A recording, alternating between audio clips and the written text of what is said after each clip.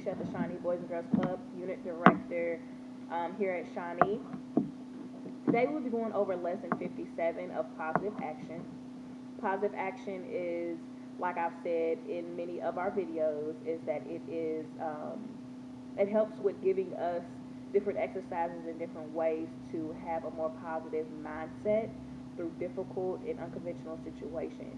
It takes a look at our brain processes, how we think, how we feel, and how that affects us and those that are around us. Okay, so the title of today's lesson is Finding the Floor.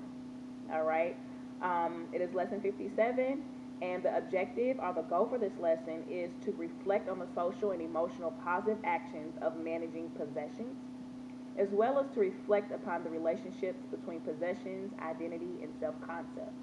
Okay, the materials that you will need today is a piece of paper, as well as your journal or a piece of paper, and a guide to a positive life student text. So that student text is something that you will be able to access that is attached to this video up under in the comments. Okay? So please find that, and once we get to that point, pull that up so you can read through it and get a better understanding of what I'm talking about. Okay? You can pause, rewind, play this video at any point in time if you need time to write down the answer or read the material. Okay, so possessions mean a lot to us. They define some part of us.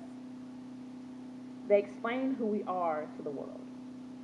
If we wear one set of clothing, we're labeled goth.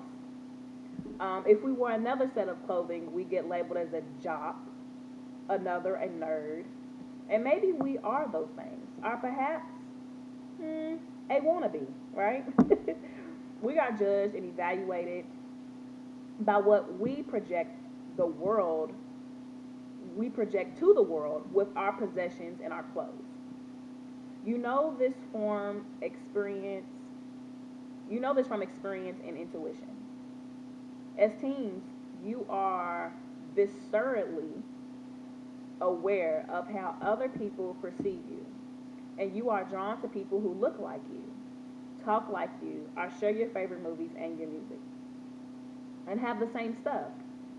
So let's do a quick show and tell to illustrate this. Okay?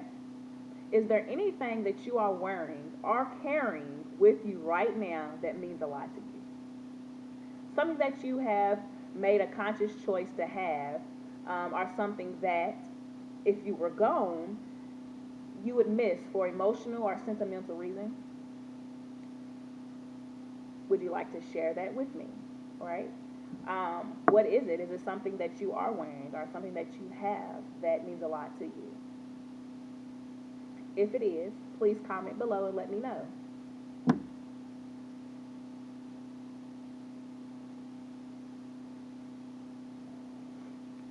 So the things you own right now have a great meaning.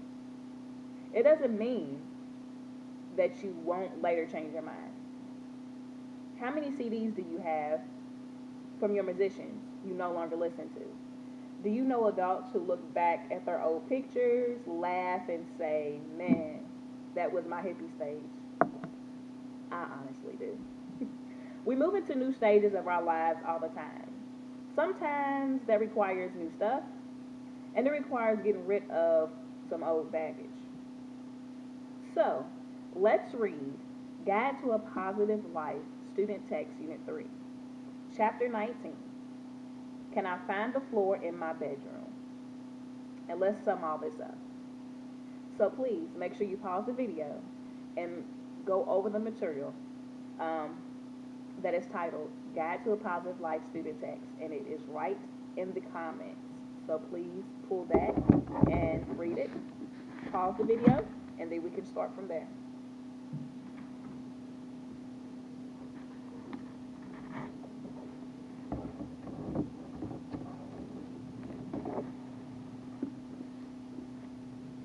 All right, so now that you have read the material, all right, I would like for you, as you're reading it, I would like for you to answer the questions. The first question was, what does my stuff say about me? What message would I prefer?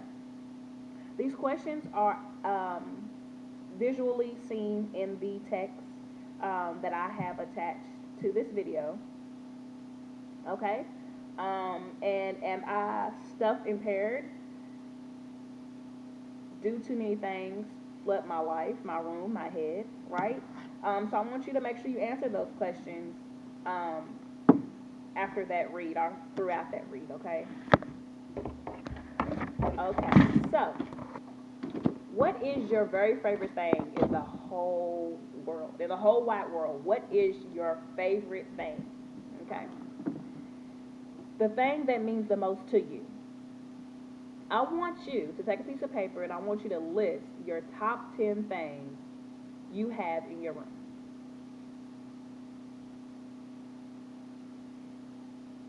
Then, after that, I want you to write down, by answering this question, what does your favorite stuff tell you about your identity or how you identify as, right? Let me give you an example.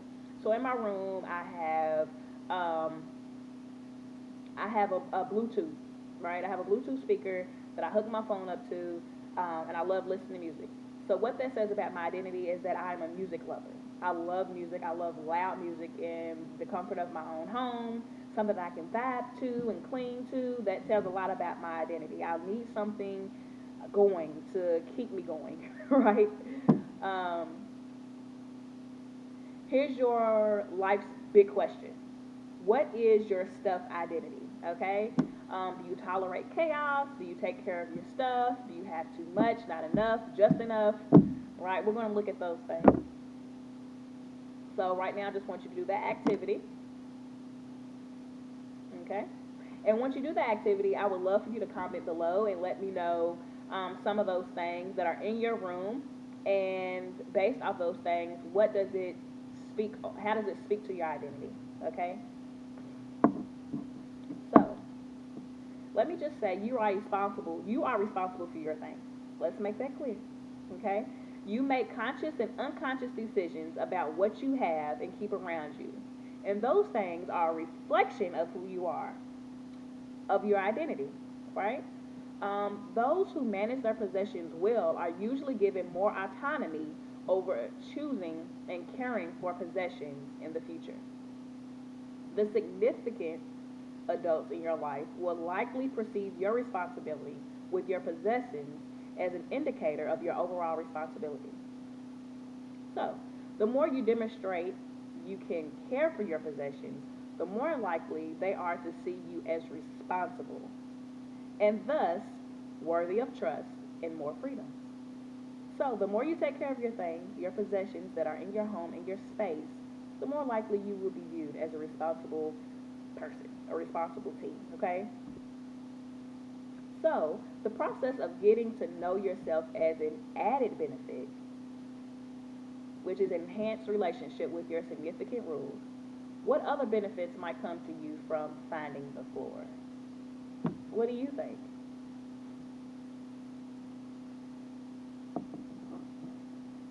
And let me just add, an enhanced sense of control, a feeling of being less rushed and chaotic, a good feeling about what you do have and that it is enough, a realization you can let go of some things to lighten your load, a recognition, I don't have to carry all this baggage around with me.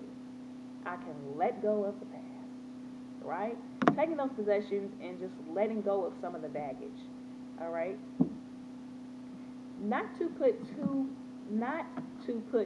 fine a point on this, consider that how you handle your possessions is a reflection of the life you are building for yourself.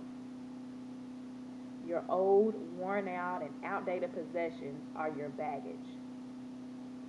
Are you ready to purge and clean so you can get on with finding out new things about yourself and building your best life possible? Question mark. All right. Or are you going to keep carrying around baggage. It's in your own, well, it's in your power alone to figure out what organized means to you. To figure out how to find the floor.